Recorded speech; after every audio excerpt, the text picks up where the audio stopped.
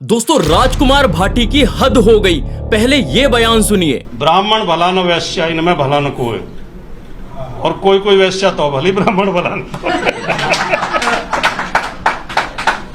दोस्तों जब कोई व्यक्ति तथ्यों के साथ सच्चाई सामने रखने का प्रयास करता है तो गौतम खट्टर को जेल हो जाती है। जब कोई किसी अन्य पंथ की मान्यताओं पर विमर्श करता है तो नुपुर शर्मा को अपने जीवन और कैरियर की असहनीय हानि झेलनी पड़ती है। लेकिन वही कानून और वही समाज तब मौन क्यों हो जाता है जब राजकुमार भाटी जैसे लोग सरेआम हिंदू धर्म, प्रभु राम और ब्राह्मण वर्ग पर अपमानजनक आक्षेप लगाते हैं। जब जेएनयू में ब्राह्मणत्व से आजादी के नारे लगते हैं तब कोई उन पर एक्शन क्यों नहीं लिया जाता। ये एक ऐसा व्यक्ति है जो सबसे बड़ा महापुरुष मोहम्मद साहब को मानता है, उनसे अलग इसे महापुरुष नजर ही नहीं आता। ये वो इंसान है जो सबसे अच्छा विवाह मानता है तो इस्लाम का मानता है और हिंदुओं उनके देवी देवताओं और ब्राह्मणों को गाली देता रहता है। दोस्तों भारतीय इतिहास इस बात का साक्षी है कि ब्राह्मणों ने सदैव राष्ट्र प्रथम के सिद्धांत को सर्वोपरि रखा है। जब जब देश पर बाहरी संकट आया या आंतरिक विखंडन की स्थिति बनी, ब्राह्मण वर्ग ने अपनी सुख सुविधाओं का त्याग कर राष्ट्र को संगठित करने का बीड़ा उठाया था। आपको सुनकर आश्चर्य होगा कि ब्रिटिश काल के समय फांसी का टेबल देखोगे ना तो ब्रिटिश काल में सबसे ज्यादा फांसी ब्राह्मणों को हुई है। ये मैं नहीं कह रहा, ये ऑन रिकॉर्ड है। 60% फांसी ब्राह्मणों को हुई है और आज उन्हीं बलिदानियों में अग्रणी रहने वाले ब्राह्मणों को बदनाम किया जा रहा है। दूसरी बात दोस्तों, जब मुगल आक्रांताओं ने जनेऊ और शिखा काटी तब कश्मीरी पंडित और ब्राह्मणों ने अपनी गर्दन कटाना स्वीकार किया, लेकिन धर्म कभी नहीं छोड़ा। लोग भूल जाते हैं कि मध्यकाल में जब आक्रांताओं ने नालंदा और तक्षशिला जैसे विश्वविद्यालयों को जलाया तब यह ब्राह्मण वर्ग ही था जिसने वेदों और शास्त्रों को कंठस्थ करके सुरक्षित रखा था।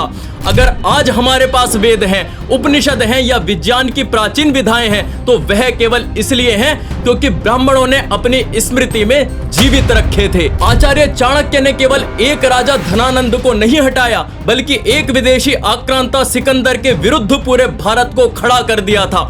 उन्होंने चंद्रगुप्त जैसे एक साधारण बालक को सम्राट बनाकर यह सिद्ध किया कि ब्राह्मण सत्ता का भूखा नहीं होता बल्कि राष्ट्र का रक्षक होता है। आदि शंकराचार्य जब भारतीय संस्कृति और दर्शन बिखर रहा था तब केरल के एक ब्राह्मण बालक ने पूरे भारत की पैदल यात्रा की, 4 मठों की स्थापना की और विलुप्त होती सनातन परंपरा को पुनर्जीवित किया। स्वतंत्रता संग्राम में मंगल पांडे, चंद्रशेखर आजाद, पंडित राम प्रसाद बिस्मिल, वीर सावरकर, सुखदेव, राजगुरु, बाल गंगाधर तिलक जैसे ब्राह्मण वीरों ने यह दिखाया कि उनके लिए अपनी मातृभूमि से बढ़कर कुछ भी नहीं है।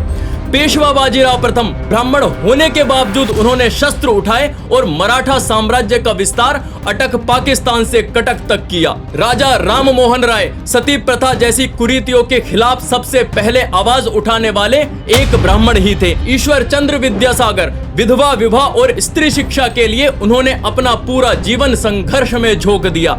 इससे अधिक क्या बताएं, व्याकरण पाणिनि, गणित आर्यभट्ट, चिकित्सा चरक सुश्रुत, वराह मिहिर, भास्कराचार्य और खगोल विज्ञान के रूप में जो आधार ब्राह्मणों ने दिया उसी पर आज पूरा का पूरा आधुनिक विज्ञान खड़ा है।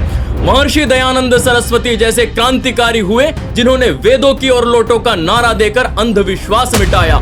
दोस्तों इतिहास उठाकर देख लीजिए, ब्राह्मण ने सदैव देश का साथ दिया है, कभी देशद्रोह नहीं किया। अब समय केवल सुनने का नहीं है बल्कि जवाब देने का है। क्या हिंदू धर्म की सहिष्णुता उसकी कमजोरी मान ली गई है? क्या हिंदू धर्म की इतनी ही वैल्यू रह गई है कि कोई भी आए हमारी आस्था का अपमान करे और बिना किसी जवाबदेही के चला जाए? यदि कोई हमारे धर्म और हमारे पूर्वजों का अपमान करता है तो हमें चुप नहीं बैठना चाहिए। राजकुमार भाटी जैसे लोगों पर एफआईआर होनी चाहिए और कानूनी रूप से अपनी आवाज उठानी चाहिए। यदि हम आज संगठित होकर विरोध नहीं करेंगे तो कल कोई भी हमारी संस्कृति की जड़ों पर प्रहार करने की हिम्मत करता रहेगा।